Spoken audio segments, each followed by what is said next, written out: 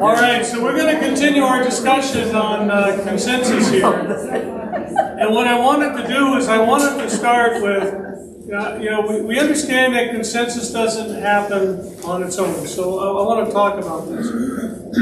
One of the things that I think we've mentioned here already is one of the ruts that churches fall into is a lack of participation.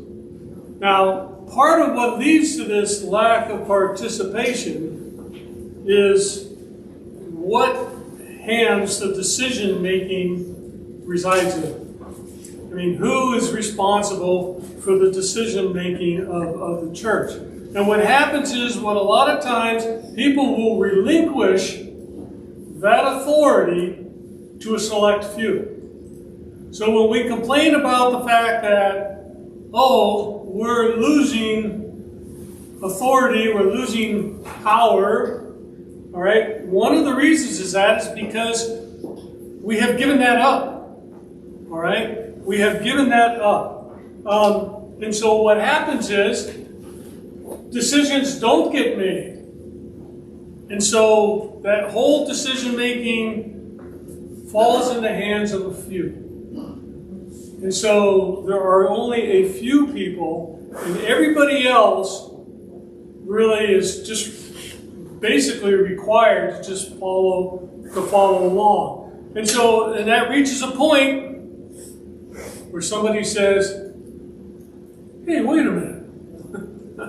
Something's not right here, right? And the thing I want to tell you is this doesn't just happen by happenstance. It happens over time. This is a discussion I had with the elders. That what has happened is, that they have a responsibility. There are certain responsibilities of things that, as an elder, the church really, requires them to do. And if they have decided to give that up to somebody else, and oftentimes what they do is they give that up to pastor, all right? The pastor's going to go ahead and run with it. All right? If you don't want that authority, you don't want to make decisions, and you want to give that to the pastor or to the elders or something like that, well, guess what? They're going to take it because somebody needs to make those decisions. One of the things we're embarking on right now is trying to put together job descriptions for each one of the areas. And the reason we do that is I think people really need to learn how to color in between the lines, okay? To stay in their lane, so to speak, okay? Because what we'll find out is, hey, this needs to be done, so-and-so's not making this decision, so guess what's going to happen? I'll go do it because they're not going to do it, okay? And so, what we try to do is try to have people really maintain the control and authority that they have been delegated through the process that we have here, through the job descriptions. It used to be in the bylaws, but a lot of that stuff is going to fall into job descriptions, and that's a whole other discussion that we don't need to go through right now. All right, but what happens is when that happens is then people don't like decisions that are made. All right, and what does that cause? Chaos. That's our new favorite word. Chaos. And so when we look at the decisions that are made and we make them in concert with the authority with which we have been granted, we look at those decisions we make that keep us moving forward in the same direction without going rogue. Okay, you guys all know what I mean by going rogue? Your own way? You're going your own way. All right? And that leads to chaos as well. And so as we make decisions gauged against whether or not they support the mission and vision. That's what we do. As I said earlier this morning, if it's not supporting the mission and vision, I guess the first question you ask is, why are we doing it? Right? Why are we doing it? A lot of times when you go rogue, you're making decisions that really don't apply to anything. You're making a decision that is based on personal want or desire. And that's not what we're looking for when we look at consensus. All right? So what we say is consensus doesn't happen on its own. You know, we just don't like walk in a room and say, okay, here's the idea, and everybody goes, yeah, okay, we're good. Let's go ahead and move forward. Consensus is very intentional. And I'm going to talk a little bit about that here in a second. All right? But one of the things consensus does is it gets us all on the same page. All right? Gets us all on the same page. And so we find that as we try to make decisions within the church, that we have limits that we have to live within too. Okay, we got our Constitution and bylaws. Our Constitution and bylaws are going to guide us at a much higher level how it is we function as a church.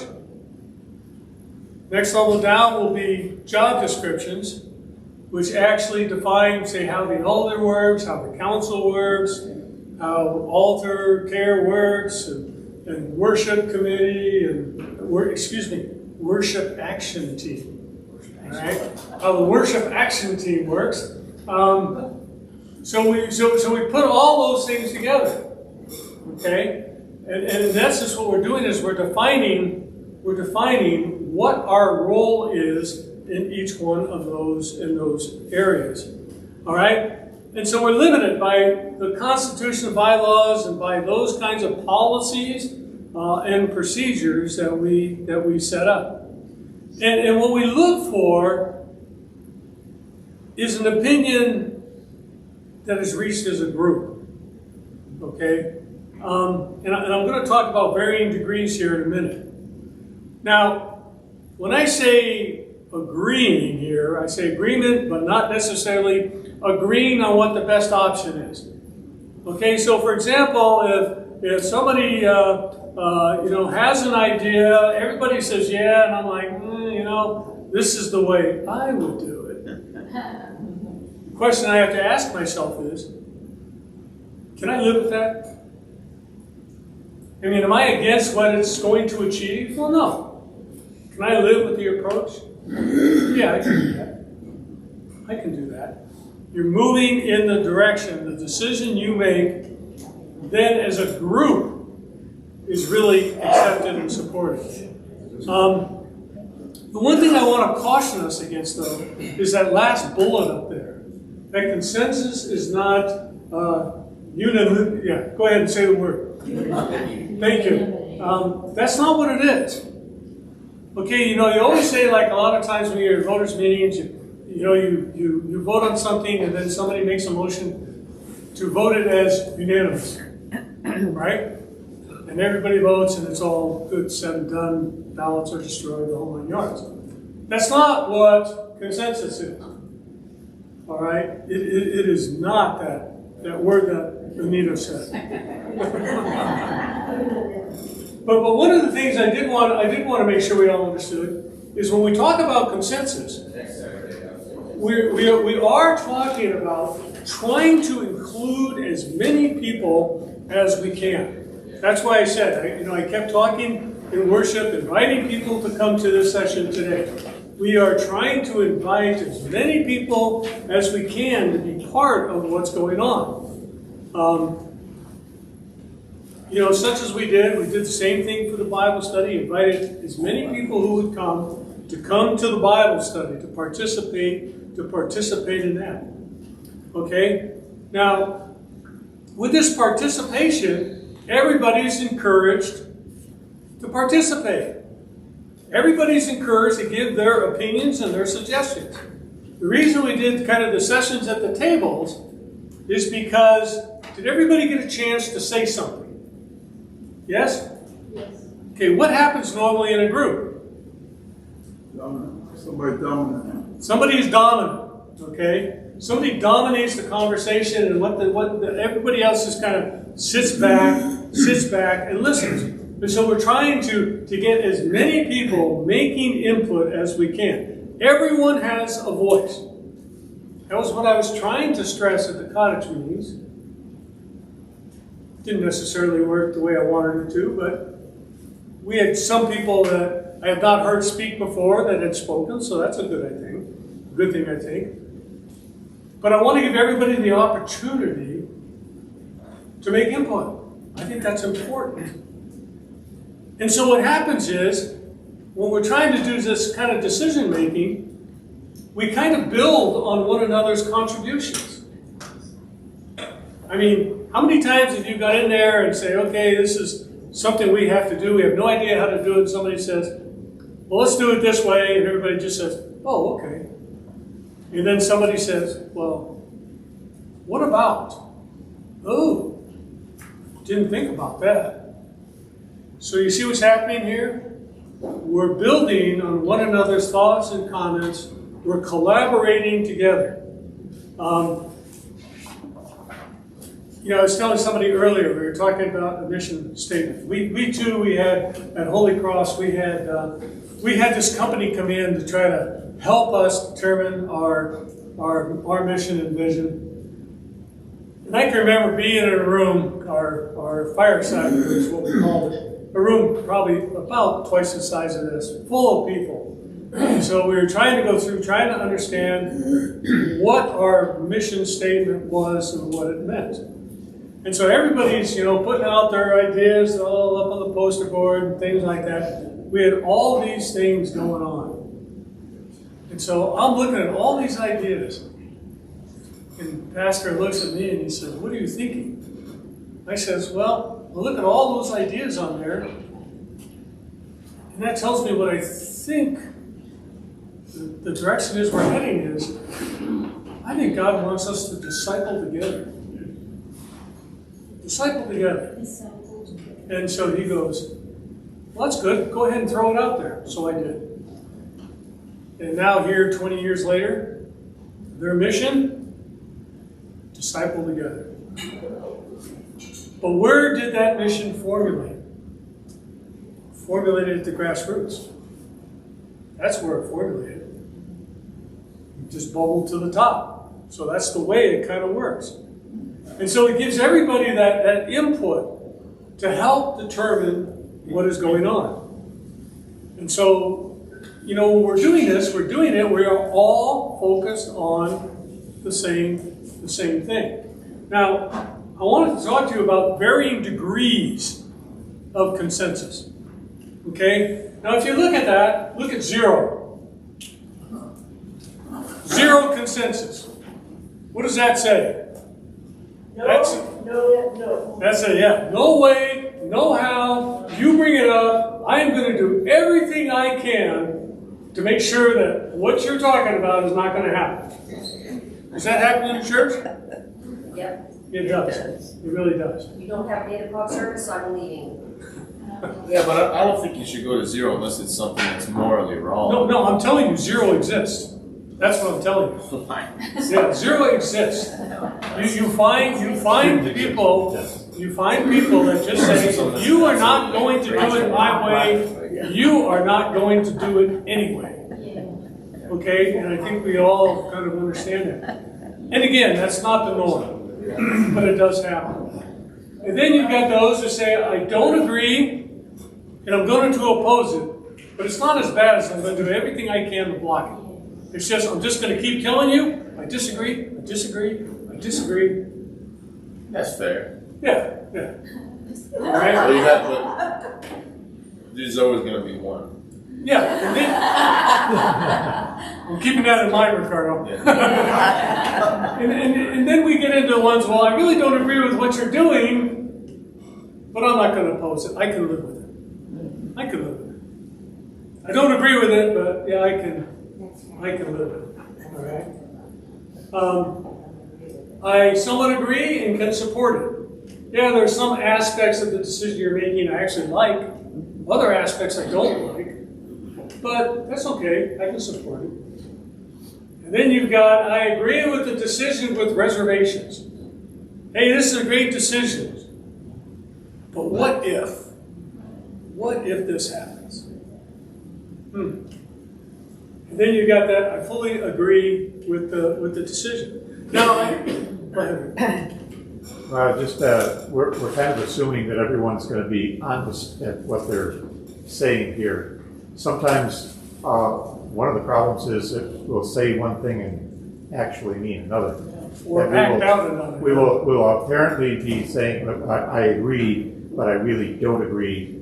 Or on the other way around, somebody's gonna be vehemently opposed, but what they really want is for somebody to take them into account or to do something.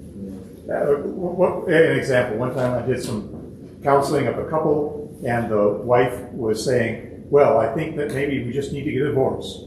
And I talked with her afterwards, are you really thinking about getting a divorce? And she said, not a chance. But I want him to concede certain things. And We're gonna drop the hammer.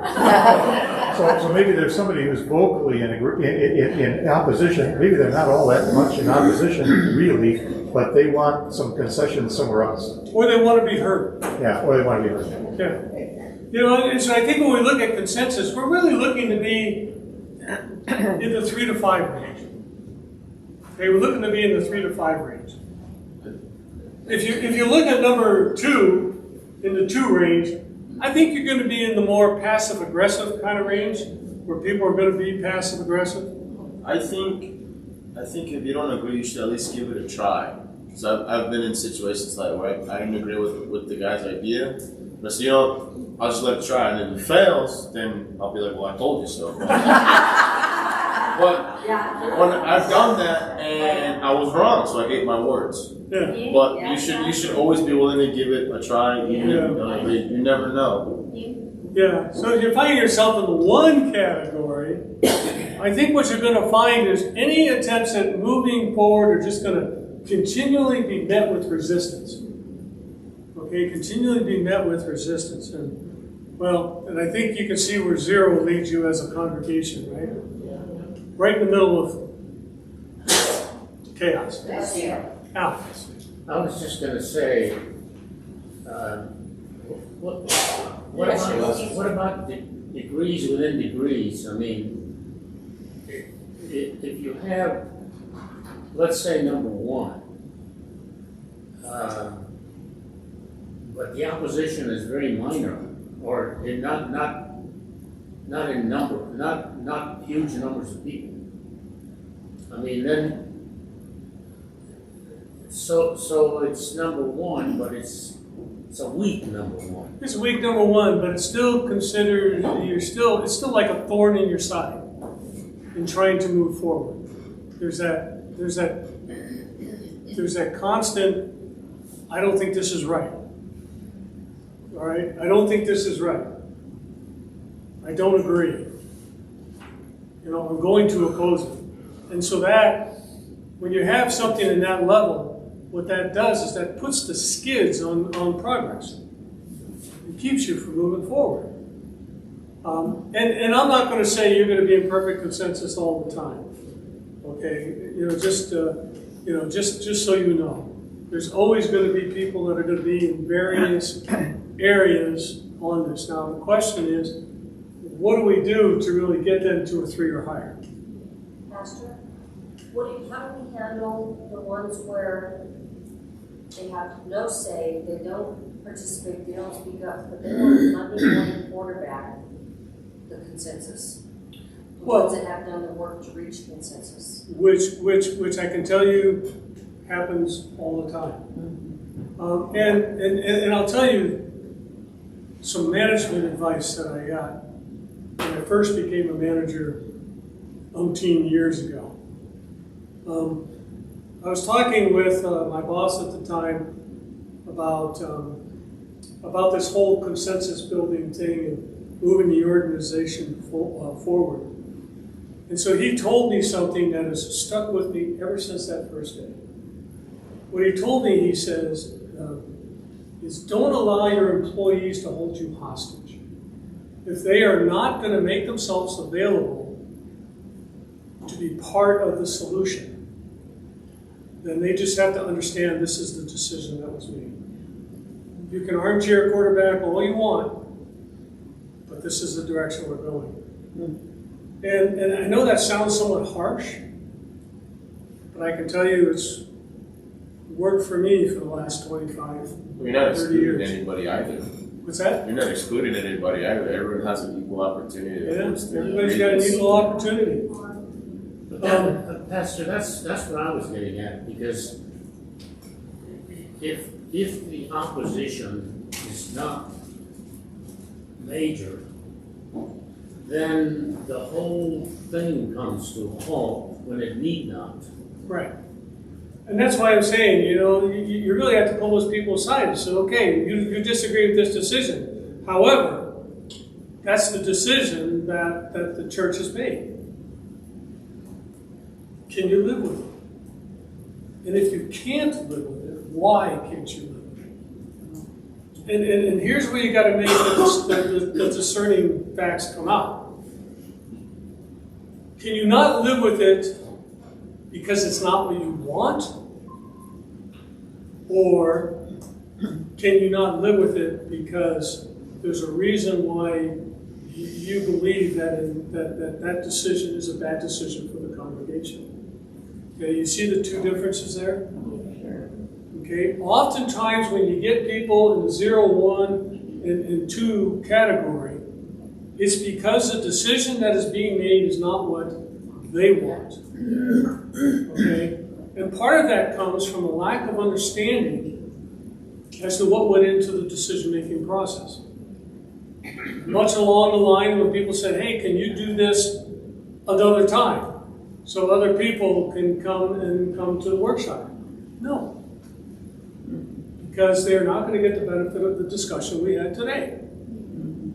All right? So the decision is no. Does that hurt some feelings? It might. But, there's a reason why we advertise this like a month in advance and things like that. Okay? Those kinds of things. We want the inclusion. And if they choose to self-exclude, all I can do is explain to them what it is we've decided and why we've decided it. And the fact that we do have consensus moving forward. That's all we can do. Dave. One of the things I think about is two different things happen. For us as a congregation now, I see 30-something people here. When we were a larger congregation of 350 people or 370 people, you still had the same 30 or 40. And so it would always seem like, you're right, you had more Monday morning quarterbacks or other people because it sounded like, well, we're going in this direction. But if you did get everybody in a room, it would have gotten a little bit different. And I think it's tough when you have that because you do have a larger opposition that talk to each other. But I think in something like this, it's a little bit easier to say, okay, where do we want to go? And then pull those people in. Because you're never going to get 100%, but you're going to get most of them moving in the same direction. And I think that's what you're asking for, consensus. Yeah, and but one of the things I want to sort of maybe address with this is something that Crystal brought up during Bible study. She said, well, we got different kinds of people here. And so there are issues with being able to reach consensus sometimes. And that's because you've got really 4 different types of people all trying to interact in the decision-making process. Okay? Now, these are 4 that Reverend Wood actually came up with. And as I was sort of looking at these and trying to figure out what to do with them, a thought came to my mind. And that is that for balance in an organization, I don't care what kind of organization it is, you need all 4 of these. You definitely need all 4 of these. You've got the promoters. Okay, those are the idea people. The folks that come up, hey, we can do this, we can do this, we can do this. We don't define who we is, but we can do this. Okay, we can do all of these things, and they're very enthusiastic about these new projects that we can do. problem with the promoters there is, well, they start to lose interest over time. You tend to get distracted, okay? Move on to something new when something new or better comes across. But you need those kinds of people. You need the idea kinds of people in any kind of process you're going through. So then you've got the planners, okay? We all need planners. They're the strong advocates to take a look at this idea and to be able to try to put together a realistic plan to follow. Now, the thing with them is they're very early supporters if something seems very doable. But once the planning's done, where's their interest at? Pretty much gone, right? Their interest is pretty much gone. And then you got the pragmatist, right? Once they support a project and they're on board with a project, they tend to continue supporting it. And what the con is there is they're reluctant to support a plan until they're actually convinced that there is possibility for positive results. If they don't think that the plan would achieve what it is it's setting out to achieve, you will not get their support. And then you've got the protectors. They're going to support changes as a new status quo. One of the things that they're going to focus on, though, is they're going to focus on supporting and maintaining the core values. Now, one of the problems with that is they resist new ideas. They're the folks that don't want change. Even if the good results are very convincing, they really do not want to change. And so you can see how the dynamics of any kind of decisions a group or a body, such as the church here, wants to make, you're going to have all four of these.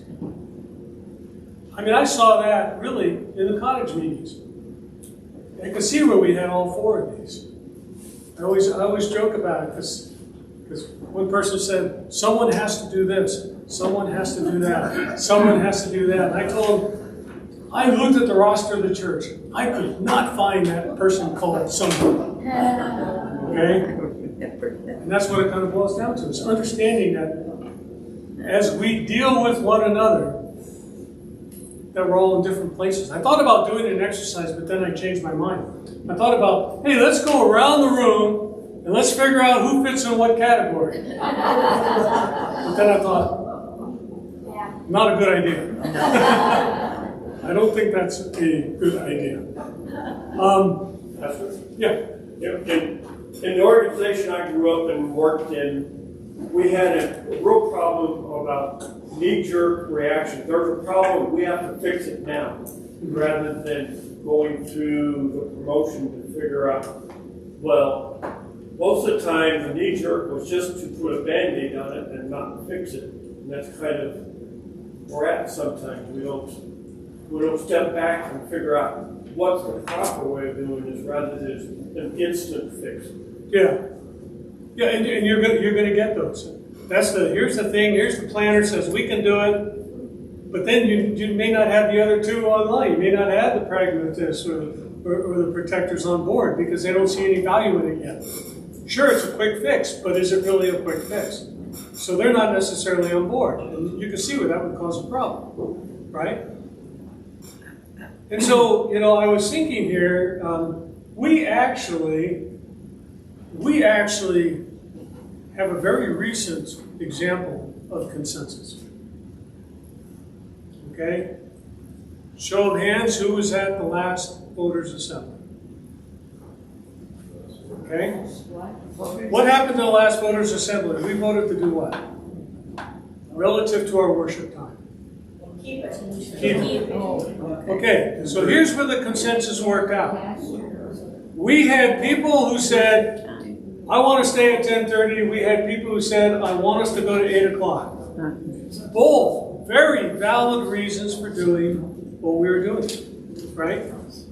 But one of the things as we talked through it as a body, it was like, okay, we've got to 10:30 now. This service has been like a moving target. It keeps changing. And every time there is change, what does that do? That disrupts the organization. That disrupts what's going on in the church. People are wondering, wait a minute, am I supposed to be at church at 10 or 10:30 or 9 o'clock? What is it this week? Okay? So you've got this anxiety going on. All right? Then you've got the 8 o'clock, which was the service that suffered with the previous decision. You know, and so as we talked through it, the decision was, okay, we're going to keep the 10:30 service. And when we grow, and we have to add a service, when's that service going to happen? 8 o'clock. Now, which level do you think everybody was on relative to consensus? There were some that said, well, I still really like my 8 o'clock, but that's okay, I can live with this. Yeah. There are others that said, hey, I can support it. There was really nobody that said, no way, no how, and I'm going to fight you tooth and nail. That is consensus. All right? And so you guys have already really kind of been through the exercise to come to consensus on a very important decision that the church really needed to make. And can everybody live with it? Yeah, we can. All right? And so, well, next up, like I said, I got my timing kind of screwed up here. We're not going to take a break. We're going to keep going. Okay? Why? That was a quick break. That was a quick break, okay? Yeah, you blink, it's done. And so one of the things I want to do now is I want to start shifting into God's provision.